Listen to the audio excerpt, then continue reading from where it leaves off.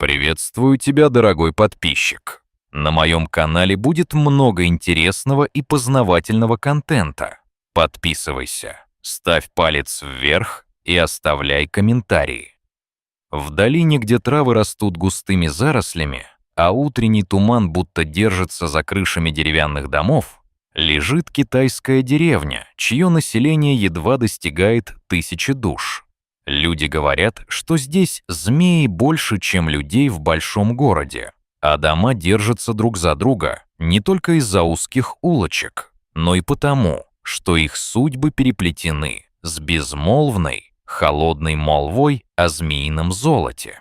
Это не просто фермерство, это целая индустрия, которая родилась из древних знаний и современных технологий, из желания выжить и рискованной веры в то, что яд змеи может стать не просто лекарством, но и основой для целого мира торговли. Яд ценнее золота, говорят старшие.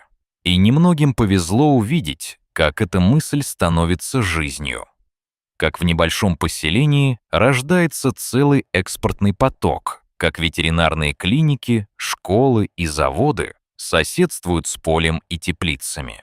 Истоки змеиного фермерства лежат в глубокой памяти китайской медицины. Мясо змей и их яд существовали здесь давно, как часть травничества, которое не раз спасало жизни и приносило славу лекарям. Но настоящий бум наступил в 1980-х годах, после экономических реформ Дэн Сяопина, период, когда многие ремесла и занятия получили новые смыслы, а бедные горные районы нашли источник дохода в неожиданном виде.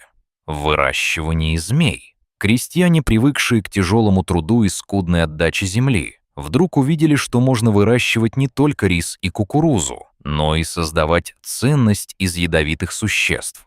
Змея стала не просто существом, а товаром. Яйцо, мясо, яд – все могло приносить деньги. И опора на древние ремесла дополнилась современными методами учета, контроля температуры и влажности, лабораторными технологиями, которые позволили управлять жизненным циклом змей с необычной точностью.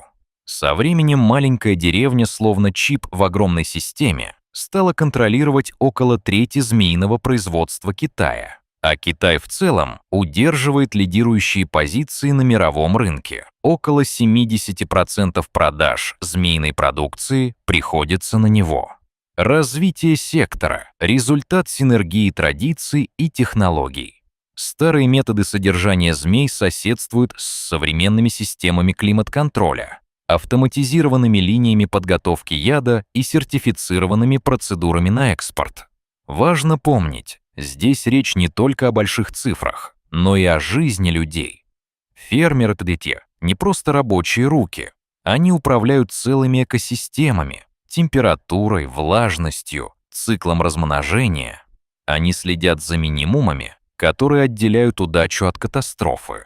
Один неверный шаг, и целое поколение змей может погибнуть. Но если все сделать верно, можно получить годовую прибыль, которая зашкаливает за десятки тысяч долларов на человека и десятки миллионов на деревню в целом.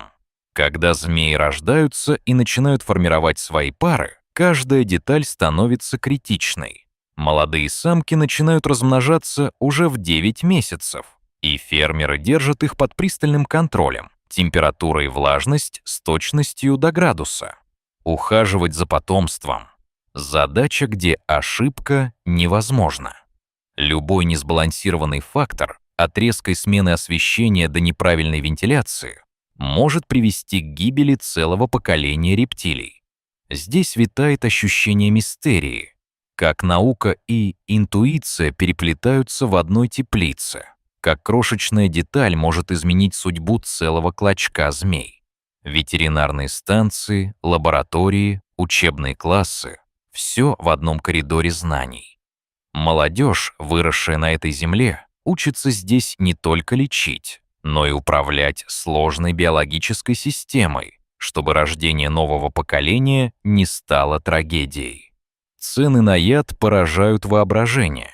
За 1 грамм можно выручить от 400 до 700 долларов. Процесс извлечения яда Это искусство, требующее терпения, точности и практически философского отношения к жизни змей. Специалисты знают, что даже несколько капель яда от одной кобры могут стать целым состоянием, и потому каждая капля дорожит, как золото, и каждый шаг в процессе, как ход по лезвию. Большая часть змей идет для производства лечебного вина и прочих медицинских изделий. Однако змеиного мяса, как и прежде, ценится и в кулинарии отдельных регионов. Деликатес в южных провинциях. Фермеры зарабатывают значительные суммы, порядка $50 тысяч в год на человека, а в деревне – миллионы долларов на общий оборот.